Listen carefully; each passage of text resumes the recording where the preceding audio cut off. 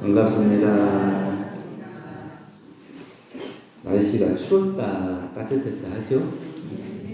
한겨울인데도 추웠다 따뜻한 우리 마음도 좋았다 힘들었다 날씨 따라서 날씨 따라서 자기 마음이 변동되면 공부를 못하는 거고, 날씨가 변동되더라도 자기 마음이 여일해야 공부를 잘하는 거다, 이렇게 얘기했습니다.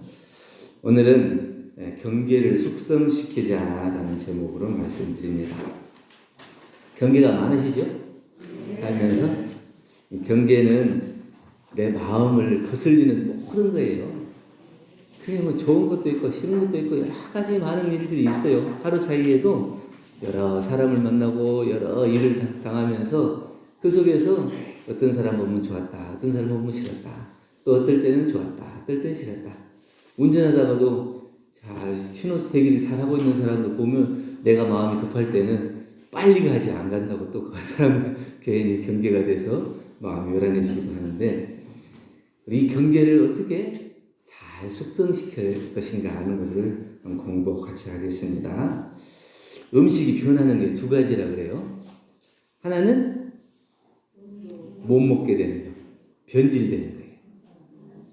또 하나는 숙성이 되는 거예요.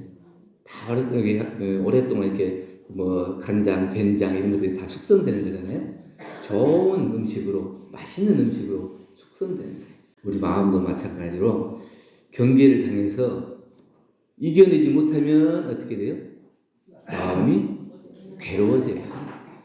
근데 그 경계를 이겨내고 자성의 정해계에 비추어서 이게 경계로구나, 내 원래 마음이 그런 게 아니었구나, 이걸 알아차리면 기쁘게 변화가 돼요.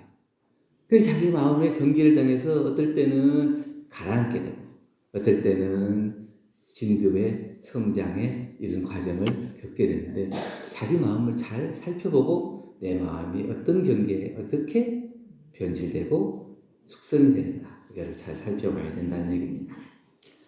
경계를 싸워서 이기는 대상으로만 생각하면 안 돼요.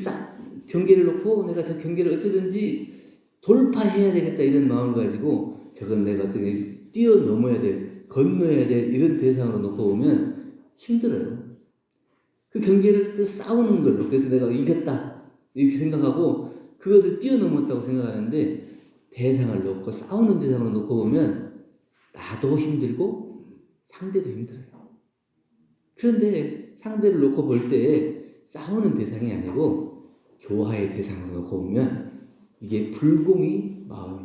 그래서 저 사람을 어떻게든지 내가 이겨야 되겠다는 생각보다는 어떻게 하면 저 사람을 좋게 잘 되게 해줄까.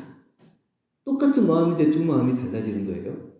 어떨 때는 저 사람을 넘어뜨리고 이기고 내가 더 위에 올라가야 되겠다는 마음이고, 어떨 때는 저 사람이 나보다 잘 됐으면 좋겠다 이런 마음이 어떻게 생길까. 대종경용품 15장에 보면 대종사님께서 말씀해 주셨습니다. 다른 사람을 이기는 것이 그 힘이 세겠다 하겠으나 자기를 이기는 사람은 그 힘이 더 세다. 그러니까 우리가 누구가 이겼다 그러면 이긴 사람이 그 힘이 센 것 같죠. 그런데 가만히 들여다보면 그 사람을 이겨서 힘이 세다고 하는 게 아니고, 내가 그 사람을 이기기 위해서 내 스스로를 이겨내지 못하면 이길 수가 없는 거예요. 근데 운동하는 사람도 마찬가지겠죠. 나하고 라이벌이 있어요. 그러면 어쩌든지 저 사람보다 내가 잘해야 금메달을 따는 거예요. 근데 저 사람을 이겨야 금메달을 따기 전에 내가 그 실력을 키울 만큼의 경계를 이겨내야 돼요. 그래서 저 사람도 똑같이 그 경계와 나의 똑같은 경계가 있어요. 근데 이 사람도 안 힘들겠어요? 힘들어요. 힘든데 그 힘든 걸 참고 열심히 훈련했기 때문에 금메달을 따는 거예요. 그럼 나는 그 사람보다도 더 힘든 경계를 더 뛰어넘어야 한다는 거예요. 그러니까 경계의 대상을 상대로 놓고 보지 말고 나를 놓고 보면 내 마음속에 어떤 마음작용이 있는가, 내가 지금 포기하고 싶은 생각이 있는가, 아니면 내가 실력이 부족한데 다른 사람한테 잘 보이고 싶은 마음이 있는가? 이런 자기 스스로의 욕심과 이겨내지 못하는 이런 것들을 밟고 이겨내고 건너갔을 때 상대도 이길 수 있는 그런 실력이 갖추어지는 거예요. 그렇기 때문에 다른 사람을 이기는 것보다도 내 스스로를 이기는 것이 가장 힘이 세다고 말씀해 주시는 겁니다. 경계를 숙성시키기 위해서는 경계의 종류를 알아야 돼요. 많은 경계, 내 마음을 거슬리는 거, 힘들게 하는 거, 요란하게 하는 거, 다 경계지만 그 중에서 경계의 종류를 몇 가지로 정리해 주셨습니다. 정산용사님께서 권도편 41장에 공부인에게는 3가지 경계가 있다. 하나는 역경, 순경, 공경, 이렇게 3가지가 있다. 그 역경은 뭐예요? 내 마음을 힘들게 하는 것. 그다음에 순경은 내 마음을 거슬리는 것. 그리고 공경은 내 마음이 게을러진 것. 그러니까 이 경계가 역경이라고 하는 게 내 마음을 유혹해요. 내가 좋아하는 거 어떻게 그렇게 잘 알고 내 마음을 살살 이렇게 꼬시고 유혹하는지 항상 내 마음이 거기에 끌려가요. 끌려가. 그러니까 힘든 것이 왜 힘들어요? 내가 안 끌려가고 싶은데 끌려가니까 힘드는 거예요. 그래서 내 마음을 유혹하는 거예요. 그것이 이제 좋은 것으로 유혹하기도 하고 힘든 것으로 유혹하기도 하고 나를 괴롭히는 것으로 유혹하기도 하고 근데 그 유혹에 빠져서 내가 거기에 휩쓸려 버리면 그게 내 마음이 이제 괴로워지는 거예요. 근데 거슬린다고 하는 것도 이제 순경이 순경. 나를 이게 좋게 내 마음이 편안해. 이게 좋은 일만 생기는 거예요. 이게 좋은 일만 생기면 이게 자기가 공부가 되고 있는지 안 되고 있는지를 잘 몰라요. 우리가 이제 학생들도 시험이 중간고사 있고 기말고사 있고 시험을 봐야 내가 몇 등 정도 공부를 하는구나 알지 시험이 없으면 내가 몇 등인지를 모르는 거예요. 그래서 중간중간에 한 번씩 점검을 하는 건데 우리도 경계가 없으면 자기가 좋은 일만 있고 그냥 어려서부터 늘 편안하게 살아온 사람은 조그마한 힘든 일이 생기면 그냥 그 경계에 무너지게. 또 하나는 공경이라는 거죠. 그게 내 마음이 게을러진 거예요. 그러니까 이 3가지 경계를 알아서 내가 어떤 경계에 좀 취약한가, 어떤 경계에 잘 유혹되는가, 거슬리는가, 잘 넘어가는가 이걸 알아야 내 공부 표준을 잡고 공부를 해나갈 수 있다. 역경이라고 그랬는데 미국 대통령 바이든 대통령이 책상 앞에 액자 하나 놨더래요. 만화 액자를 하나 놨는데 그 액자는 뭐냐면 공포의 헤이가르라는 그 만화 액자를 놨어요. 그는 미국의 유명한 작가 딕 브라운이라는 사람이 그린 작품인데 바이킹 헤이가르가 자신이 탄 배가 폭풍우를 만나가지고 이제 난파가 돼요. 그러고 그러니까 위에를 보고 이제 왜 하필이면 납니까? 수많은 사람들이 다 있는데 왜 하필이면 이런 시련을 나에게 줍니까? 이렇게 얘기하는 거예요. 그러니까 하늘에서 얘기가 나오면 왜 안 되는데? 왜 너는 안 된대? 그 말은 뭐냐면 모든 사람들이 다 각자의 입장에서는 다 힘든 경계를 겪고 있는 거예요. 나만 이렇게 어려움을 겪는 게 아니고 누구나 다 경계를 겪고 있는데 왜 나만 이런 시련을 줍니까? 너 혼자만 그 시련을 빠져나갈 수 있다고 생각하는 것 자체가 잘못된 거다. 누구나 다 겪는 거다. 이것을 조 바이든 미국 대통령이 29살이라는 젊은 나이에 미국 상원 의원이 됐어요. 그랬는데 그 해에 겨울에 교통사고로 자기 부인하고 딸 죽게 돼. 그 자기 아들들은 또 이렇게 몸을 불편하게 되고. 그러니까 그 속에서 자기 가족들이 다 그 어려운 일을 겪으니까 얼마나 그동안에 내가 믿었던 신이 정말 나에게 그런 은혜를 내려주고 있는가, 나에게 도움을 주고 있는가, 살펴주고 있는가, 이게 마음에 후회가 되잖아요. 거기에 대해서 안 좋은 마음을 갖고 있어요. 그러니까 자기 아버지가 그 그림을 선물해 주는 거예요. 그래서 누구든지 다 경계를 겪는데 그 경계를 누가 극복하는 사람과 극복하지 못하는 사람의 차이가 있을 뿐이지 누구에게나 시련은 다 온다. 이런 얘기예요. 그래서 이제 이 조 바이든의 아버지가 보일러 청소 일을 했는데 항상 다른 사람을 평가할 때 저 사람이 얼마나 넘어지는가, 경계에 넘어지는가, 이걸 보는 게 아니고 넘어졌더라도 얼마나 빨리 일어나는가를 그 사람의 평가로 본다. 그러니까 누구나 다 넘어질 수는 있다 이거죠. 근데 거기서 좌절하고 그냥 주저앉아서 다 인생 세상이 다 망하고 다 된 것처럼 더 이상 일어나지 못하고 그렇게 쓰러져 있는 사람은 자기 스스로를 이겨내지 못하는 사람. 그 경계를 통해서 그래도 벌떡벌떡 일어나서 다시 자기의 길을 개척하고 이겨내는 사람. 이 사람이 진짜 힘 있는 사람이다. 그래서 나는 얼마나 잘 쓰러지는가보다는 얼마나 잘 일어나서 다시 활동하는가. 이 사람을 평가의 대상으로 놓고 본다. 이렇게 얘기를 하셨다고 하죠. 우리도 나를 다른 사람도 마마해 보지만 나 스스로를 놓고 봤을 때 하루 중에도 이런 일 당하면 아이고 내가 잘못했는가, 아이고 이거 하지 말걸 따졌네. 이게 자꾸 자기를 이렇게 포기하고 좌절하는 순간들이 많이 있어요. 근데 그런 순간들보다 더 거기에서 한 발짝 더 넘어서서 이것도 내가 해결해야 될 일이고 이것도 해결해야 될 일이고 이것도 또 공부할 기회가 되고 이런 것이지 이렇게 생각하면 그것들이 다 나를 살찌우는 영양분이 될 것이다. 이런 얘기입니다. 두 번째는 이제 순경이에요. 정산종사님께서 임기편 61장에 정산종사님 많이 편찬하셨잖아요.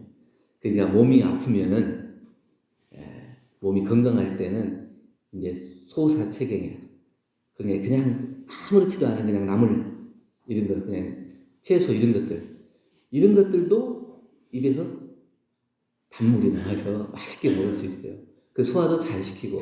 근데 몸이 아프면 구미가 없어져 가지고 고량 진미도 맛이 없다. 아무리 잘 차려진 반찬 진수성찬이라 하더라도 안 넘어간다. 우리도 마찬가지다. 자신에게 도가 있으면 그 경계가 아니고 그 경계를 잘 운전해서 좋은 방향으로 이끌어갈 수 있어요. 근데 자기에게 힘이 없으면 아무리 좋은 걸 하더라도 운전을 잘못해서 결국에는 나쁜 길로 끌고 갈 수 있게 된다. 그게 경계가 순경과 역경과 이런 것들이 아니라 내 마음에 힘이 있냐 없냐. 그리고 또 내 마음에 힘이 있냐 없냐는 자기가 또 순경이었을 때 그것을 측정하기가 더 어려워요. 좋은 일이 있을 때는 그것이 다 좋은 걸로만 생각하지 그것이 나에게 경계가 된다는 걸 잘 모르는. 어떤 사람이 자기에게 야 이거 좋다 그러고 선물해주면 그냥 냅죽냅죽 받는 게 아니고 저 사람이 나한테 왜 이걸 해주지? 이게 지금 먹을 것이 이게 꿀인지 독인지 이걸 잘 모르는. 이 정치인들도 마찬가지잖아요. 자기 뭐 정치 뭐 한다 뭐 이것 주고 저것 주고 그러면은 그게 좋아 보이고 나를 봐서 주는 것 같지만 사실은 그게 다 나중에 자기에게 독이 되는 거잖아요. 돌아와서 자기를 해칠 수 있는 자기 길 앞길을 막는 그런 일이 돼요. 그렇기 때문에 좋은 일이 있을 때 그거를 더 조심해야 된다. 우리가 개구리 얘기 많이 하잖아요. 뜨거운 물에 개구리를 이렇게 넣으면 개구리가 뜨겁다고 펄쩍 뛰어나와요. 안 들어가. 근데 찬물서부터 천천히 끓이기 시작하면 점점 대표해서 이렇게 따뜻한가 이러고 있다가 죽게 된다고 하면 그걸 이제 비유로 이제 들어서 물론 그 개구리가 뭐 그 죽을 때까지 그러고 있지는 않겠지만 비유하자면 그렇다는 얘기예요. 그러니까 자기도 좋은 일은 자기도 모르게 자기를 망치는데 자기도 모르게 망치는 걸 모르는 거예요. 역경이라고 하는 것은 자기가 딱 오면 뜨거워하고 빨리 정신 차려갖고 보니까 이게 경계인지 알지만 좋은 일은 그게 경계인지 모르고 거기에 즐기다 보면 어느 사이에 자기도 거기에 빠져서 나중에는 빠져나오려고 해도 빠져나올 수 없는 구렁텅이니까 거기까지도 갈 수가 있거든요. 그렇기 때문에 오히려 순경이 더 힘들다. 어떤 목사님이 기도하시는데 기도에 대해서 기도를 열심히 했어요. 그런데 기도를 열심히 하니까 참 어려운 점들이 많아요. 또 기도를 열심히 했는데 문제들이 많이 생기고 또 기도를 더 했는데 더 위험해지고 또 기도를 더 열심히 했는데 많은 사람들이 나 이거 해달라 저거 해달라 괴롭힌다. 그 가만히 이제 생각하다 보니까 이게 이 말씀을 내가 힘을 달라고 기도했더니 어려움을 많이 주시더라. 그리고 그 어려움을 이겨내야 힘이 생기는 거잖아요. 힘을 그냥 주는 게 아니라 작은 일부터 그 어려움을 하나씩 하나씩 극복해 나가면서 힘이 길러지는 거예요. 그게 힘을 달라고 했으니까 힘을 그냥 너 힘 이거 가져라 이렇게 주는 게 아니고 이것도 해봐라, 이것도 해봐라, 이것도 해봐라. 그러면서 자기 힘을 점점 길러가요. 또 지혜를 달라고 했더니 해결해야 될 문제들, 숙제들을 많이 주더라. 그 문제들을 자꾸 해결하고 이건 이렇게 해볼까, 이건 이렇게 해볼까. 자기가 자꾸 연구하고 그 문제들, 숙제들을 풀어나가야 해결돼요. 그러니까 그 숙제를 해결해 나가면서 지혜가 개발되는 것이지 그 지혜라고 하는 것이 어느 순간에 딱 머리를 쪼개가지고 이것이 지혜다 이렇게 넣어주는 게 있어요? 그건 어렵다. 또 이제 용기를 달라고 했더니 위험을 많이 주더라. 그 위험을 극복해 나가는 것. 그러니까 이런 힘들고 어려운 일에 자기가 좌절하지 않고 이겨낼 수 있는 그런 용기가 있는가 없는가를 자기 스스로 시험하면서 용기를 길러나가는. 사랑을 달라고 했더니 자기에게 도움받을 사람들이 많이 와. 사랑이라고 하는 것은 다른 사람에게 주어야, 베풀어야 이게 사랑이 키워지는 거예요. 그 기도에 응답을 했어요, 안 했어요? 왜 나에게 뒤에 것만 생각하고 이 앞에 것만 생각하고 앞에 것만 주라. 힘을 주세요, 용기를 주세요, 지혜를 주세요, 사랑을 주세요. 주라고만 했지 뭐가 힘이고 용기고 지혜고 사랑인지를 모르고 무조건 달라고만 해. 근데 분명하게 그것을 키울 수 있는 위험이나 또 문제들이나 이런 많은 사람들의 도울 수 있는 기회를 주시는 이걸 깨쳐야 돼. 좋은 일만 있으면 나약하고 어리석어져서 절대로 원하는 것을 이룰 수가 없대. 안 좋은 일이 있을 때 그것을 극복해 나가. 좋은 일만 바라면 안 돼. 좋은 일만 오기를 바라지 말고 내가 어떠한 경계가 오더라도 그것을 극복하고 이겨낼 힘과 용기를 주십시오. 이렇게 기도해야지 좋은 일만 오십시오. 이렇게 기도 주세요. 이렇게 기도하면 안 된다. 나는 아무것도 안 하고 그냥 달라고 하면 안 되고. 세 번째는 공경이에요. 공경이라고 하는 것은 이게 아무 생각도 없는 거예요. 그게 뭘 볼 때 이게 좋은 건지 싫은 건지 이걸 마음에 하는 생각이 없는 거예요. 이게 다른 사람을 봐도 다른 사람이 힘들어하면 저 사람이 힘들어하는구나. 저 사람이 좋아하면 좋아하는구나. 이렇게 알아주고 공감이 돼야 되는데 공감이 안 돼요. 너는 너고 나는 나고 이런 마음으로 살면은 저 사람에게 무슨 일이 생겨도 아무런 공감이 안 돼요. 저 사람이 괴롭고 힘들어하는데 내 일이 아니니까 나하고 관계없으니까 이래가지고 그냥 무심하게 그냥 아무 생각이 없는 무심이 공부하고 큰 도를 공부하는 것처럼 생각하지만 사실은 무심은 뭐예요? 목석 같은 거예요. 불보살은 목석이 아니에요. 그 감정을 잘 알아서 공감해 줄 수 있고 힘들고 어려울 때 도움을 줄 수도 있고 또 사랑이 필요한 것은 내가 직접 베풀 수 있는 그런 것이 공감이고 불보살이지 아무런 느낌도 없는 것은 그런 공감이 아니에요. 불보살이 아니에요. 이만하면 되었다. 이렇게 게을러진 마음과 누군가 일을 하겠지 이렇게 미루는 마음 이것이 공경이에요. 어떤 일을 보고 내가 할 수 있는 일을 챙겨서 하고 또 이 정도야 좀 더 열심히 하고 더 하고 이렇게 마음을 키워야 되는데 이만큼이 못해 나 그만해 그거 누가 하겠지 나 안 해 이렇게 미루는 마음 이게 모든 것에 대해서 관심이 사라지면 사랑도 사라지고 은혜도 사라지고 감사도 사라지고 공부할 기회도 사라지는 거예요. 그렇기 때문에 관심을 가지고 그 공경에 머물지 말고 순경이든지 역경이든지 내 마음 공부할 수 있는 기회가 오는 것을 오히려 내가 더 은혜롭게 생각하고 감사하게 생각하고 공부의 기회로 삼아야지 아무 일도 일어나지 않는 것은 아무런 은혜도 없다는 거예요. 아무런 진급도 없고. 그래서 역경, 순경, 공경이 무엇인지를 알았으면은 그 경계를 통해서 내 마음이 변질되지 않고 숙성되도록 해야 되는데 어떤 방법이 있을까? 첫째는 경계가 경계인 줄 알아야 돼요. 어떤 사람은 어려서 이렇게 배고프게 자란 사람 있잖아요. 배고프게 자란 사람은 돈 생기면 맛있는 것만 먹으러 다녀요. 내 배가 불러야 행복한 것 같아. 또 어떤 사람은 어려서부터 막 너 이거 하면 안 된다, 안 된다. 이렇게 얘기를 들었어요. 아, 너 잘한다, 잘한다. 이렇게 얘기 안 듣고 안 돼, 안 돼만 소리 들은 사람은 어쩌든지 다른 사람에게 칭찬받을 일이 있는가? 다른 사람을 제쳐놓고 내가 칭찬받을 일이 있는가? 이것만 보는 거예요. 그래서 자기 혼자가 잘 가야 돼요. 거기에 집착을 하게 돼요. 그리고 가지고 싶은 것을 못 가지고 살던 사람들은 무엇인지 막 사. 돈만 생기면 이것도 사고 저것도 사고 이게 필요가 없는데도 불구하고 집에다 막 쌓아놓는 거예요. 그걸로 자기 마음을 대신 하는 거예요. 그래, 나는 지금 어떤 경계에 제일 취약한가 이걸 한번 봐야 돼요. 그래서 어떤 교우님은 어려서 가난했대. 그래가지고 맨 보리밥만 먹었대. 그러니까 친구들 집에 가면 쌀밥 먹잖아요. 그래서 흰 쌀밥 한번 먹어보는 게 소원이었어. 근데 어려서 보리밥만 먹으니까 어떤 보리밥이 질렸겠어요. 그게 이제 줄가 단회에서 교우님들이 오늘은 몸 생각해서 보리밥 먹으러 갑시다. 그러면 보리밥 질려 죽겠는데 보리밥을 먹으러 건강해졌다고 보리밥 먹으면 그게 그런 마음이에요. 어려서 그것이 딱 돼 있으면 그렇게 되는 거예요. 어떤 사람은 어려서 공동 화장실을 쓰는 그 힘든 어려운 그런 생활에서 살았어요. 그 자기 집에 있는 화장실을 갖는 것이 소원이요.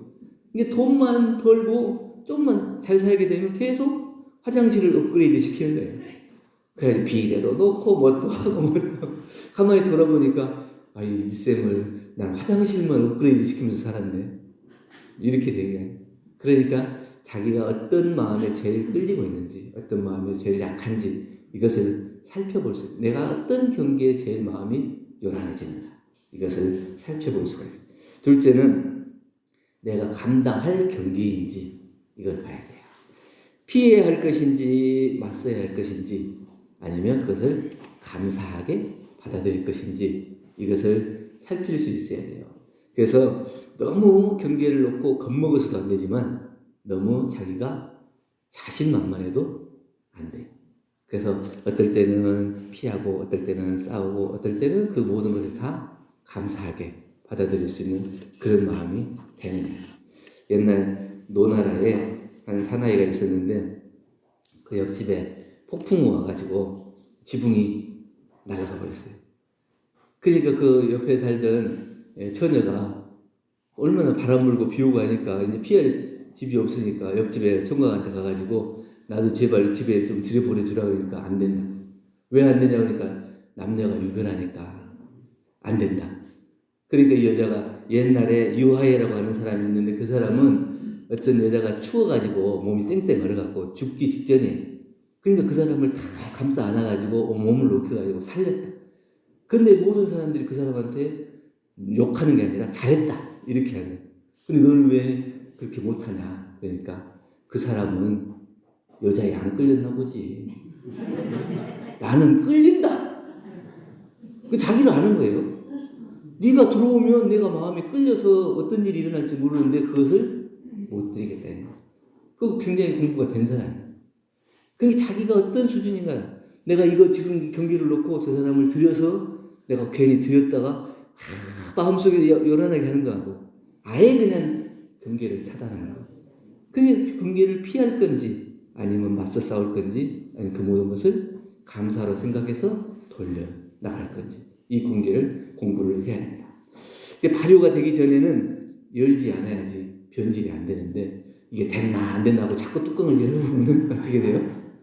그러니까 우리도 다른 사람이 너 공부가 됐냐 안 됐냐 자꾸 물어보면 거기에 대해 굳이 얘기할 것도 없고 내가 스스로 숙성이 되면 그것이 몸과 입과 마음으로 나오는 거예요. 그 다른 사람이 볼 때도 공부가 됐구나 이렇게 알아듣는 거예요. 다른 사람이 맛을 보면은 이게 음식이 숙성이 됐네 아는 거예요. 그냥 보고는 이게 숙성이 됐나 안 됐나 잘 구별하기 어렵거든요. 나도 마찬가지. 내가 공부를 할 때도 다른 사람한테 칭찬 받으려고 자꾸 이렇게 하다 보면 공부가 변질이 돼요. 그러니까 가만히 묻어두고 누구한테 이렇게 너 공부가 왜 그것밖에 못하냐? 왜 이거는 못하냐? 저거는 못하냐? 해도 그래 뭐 그럴 수도 있지 그러고 자기 숙성시키는 공부가 필요해요. 셋째는 감싸 안아서 숙성시켜야 된다. 시냇물이 소리를 내는 것은 물속에 돌멩이가 있기 때문이다. 우리가 시냇물 졸졸졸졸 흘러가잖아요. 아무것도 없으면 그냥 흘러갈 거예요. 근데 그 시냇물 소리가 졸졸졸졸 똘똘똘똘 이렇게 그 옆에 가면은 굉장히 감성적으로 되고 운치 있어 보이고 자연의 소리처럼 이렇게 행복하게 듣잖아요. 그 안에 뭐가 있어요? 돌멩이가 있는데 똑같은 돌멩이만 있어서는 안 된다. 각기 다른 돌멩이가 있어야 소리가 이렇게 해서 요란하게 해서 아름다운 소리를 내더라. 우리 마음속에도 여러 가지 경계가 있어야 내 삶의 인생이 아름다운 소리를 내면서 성숙해 나가고 숙성돼 나가는 거예요. 내 마음속에 있는 경계들을 저 시냇가에 있는 돌들로 생각해서 시냇물이 이렇게 돌이 있어서 아름다운 소리를 내는 것처럼 내 상황에 있어지는 모든 경계가 나를 숙성시키는 과정이구나. 또 숙성시켜주는 좋은 도구구나. 이렇게 생각한다면 내 마음이 정말 잘 숙성되어 나가는 것이지 여기서 하나씩 빼기 시작하면 뭐가 남겠어요? 아무것도 안 남아요. 아무것도 없으면 아무것도 안 나타나요. 그러니까 그 속에서 경계를 이겨낸 사람이 힘도 생기고 용기도 생기고 지혜도 생기고 사랑도 생기고 또 모든 사람들을 아픈 사람은 아프게 또 깊은 사람들과 같이 공감하는 이런 불보살의 신법이 생겨서 누가 보더라도 저분은 원불교에 갔더니 정말 인생이 잘 익어가는구나. 잘 숙성되는구나. 정말 좋은 사람이구나. 이렇게 얘기할 수 있을 것입니다.